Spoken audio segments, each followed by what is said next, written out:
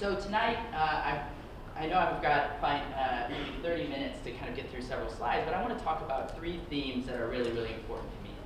The idea of community organizing, the idea of leadership, and the idea of politics, and how these things could come together to really help us imagine a social movement for health as a human right, and what could that look like.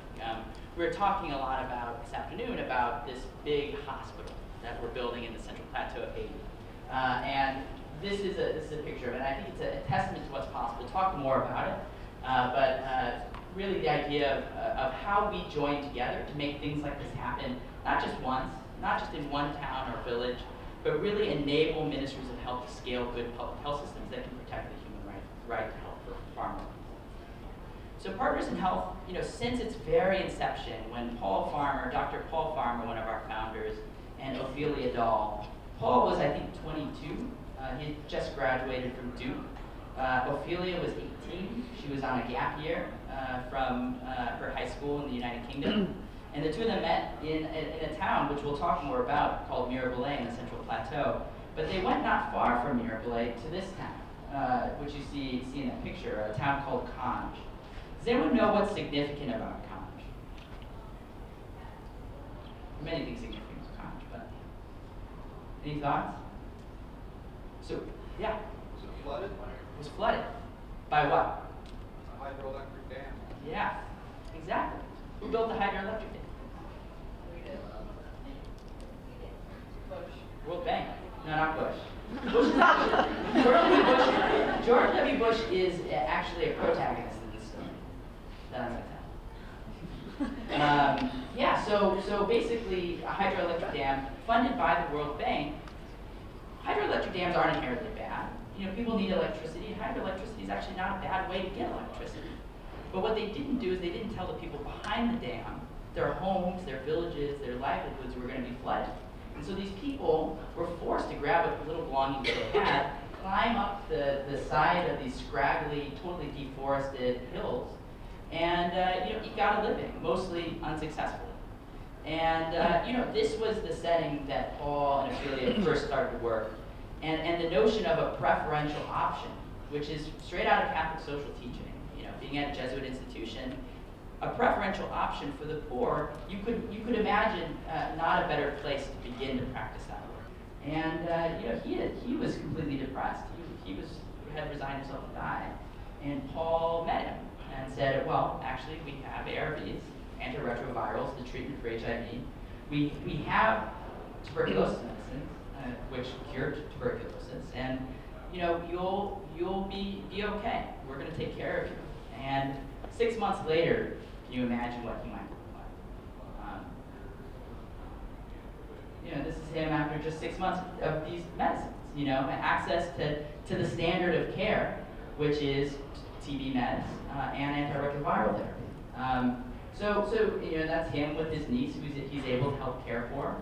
And the amazing thing about Joseph June, I think, these photos, these two photos especially, there are more photos of him obviously, but these two especially, have probably been seen by more people than any two pictures of HIV patients in the world. Joseph actually presented with Paul Farmer at the, I think it was 2005 or 2004 International AIDS Conference. And he's gone on international speaking tours, and he's one of the fiercest advocates for health and human rights probably this world has. And so again, when we're thinking about movements, what role do our patients have to play? So in addition to kind of building local capacity, I think the Butaro Hospital is a prime example. This was designed by a group in Massachusetts called Mass Design, but it was totally constructed using local materials and local labor. Again, was building the local capacity. And I know Jordan could probably tell you much more about Butaro than I could, because I've never been there, but she has. So then, it's really about linking this to training, evaluation, and research. So we're very fortunate to be embedded within Harvard and Partners Healthcare to be able to leverage the intellectual capital and the research potential of those institutions and really bring the lessons that we're learning on a daily basis about how to deliver this care into the academic, right, into the world's academic work. And, and then really translating that academic work into advocacy and policy and working to change the world in that way. And I think it's important to go back a little bit and think historically. I think it's always important to have historical context whenever we're talking about this, and really ask, what set up the current moment in global health? What has set up the fact that we've filled out a room to talk about global health here? This would not have happened 5 years ago. I can guarantee you that. So this is the before and after shots of a hospital in Rikwabu. Again, Jordan knows this far better than I do. She's been to Rikwabu, but this was where we first began working in 2005. And so you can see, again, the infrastructure capacity that we were able to invest in with the resources provided by PEPFAR and the Global Fund. This is the hospital before in Butaro, Rwanda, and after. Again, this is a hospital. It's a beautiful, stunning hospital on this big bluff overlooking these rolling hills that before was pretty much derelict, pretty much empty. The amazing thing here again is that the government of Rwanda has been an incredible partner with us in this endeavor. They see an investment in pro-poor policies, especially policies that affect public health, as instrumental in the way that they think about development. President Paul Kagame has issued a thing called Vision 2020, which is their plan to actually advance and become a middle-income country by the year 2020, and to do it with pro-poor policies, to do it in a way that equitably brings this country into prosperity.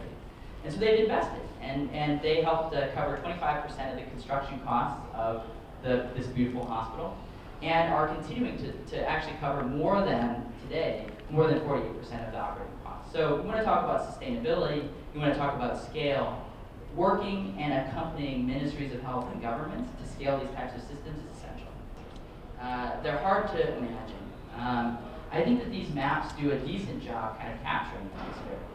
Basically, on the right, you see where we spend money on public health interventions. Then on the left, you see where people die from not having access to public health intervention. And what strikes you? They're opposites. I mean, where we don't spend money on access to evidence, proven public health interventions, people die unnecessarily. And I think that this is one of the fundamental injustices that our generation has to figure out how to deal with. And how do we do that? Again, I think that's the role of a broad social movement that can tackle this stuff. So what's the opportunity? I think that at the end of the day, a social movement's brewing. You see it in this room. I see it on every college campus that I visit. I was really privileged to have an opportunity to help lead and begin an organization called GlobeNet, which is on 50 college campuses across the country. Face AIDS is on hundreds of college campuses across the country. Students all around this country, and this is the country that I have experience with, are passionate about health and social justice, and see an opportunity to really advance and realize the human right to health, which is astounding. So this graph just shows, in 1991, there was one formal academic major, minor, study abroad program in global health. In 2009, there was 41. Today, I don't have the statistics, unfortunately, but there, I'm sure, are more than 100. And I think just about every major four-year university has some form of an academic major here on Creighton's campus.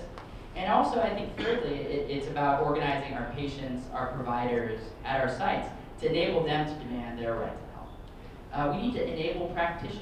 We have a group called the Praxis Network that is working to deliver healthcare in settings where PIH is never going to work, but in a spirit and in the style of PIH, with human rights at its core. So Naya Health in Nepal, Tiatang Health in rural Liberia, Project Musa in Mali, etc. We have a program managers council where we've worked to distill the lessons of our last 25 years in this very, very difficult work and work to make it open source. We're talking about Global Health Delivery Online, which is a network of practitioners that is open source and allows anyone who's interested in this stuff to follow current discussions, current trends in global health.